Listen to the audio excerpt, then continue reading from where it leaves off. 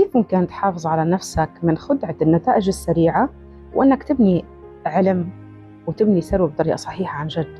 إذا أنت عن جد حابب أنك تبني ثروة أو أنك تكون غني لازم تشتغل على هاد فكرة الطرق السريعة. فكرة أنه أنا بس بدي أحط أموال أو بدي أقيم جزء من أموالي، أوكي كان استثمار أو استثمار عقاري أو إلى آخره، فهذا الكلام له منحة تاني.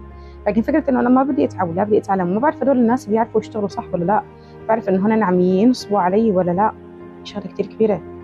خلينا ناخذ مثال، ولو اعتبرنا محمد كان عنده بشكل دائم فكرة إنه أنا من الأشخاص اللي بدي أستثمر أموالي مع ناس تدخل لي فيها بالتداول. طيب دول الأشخاص بس إنهم يدخلوا بيحاولوا يستثمروا عني، وهن الناس بيعرفوا بروكر إلى آخره. طيب هذا الشخص كان بشكل دائم يقول إنه هو بده نتائج سريعة، فهو كان يجي ويحط أموال معهم ويتركهم هن يستثمروا. لما حكيت مع محمد قلت له طب ليش ما أنت تتعلم مثلا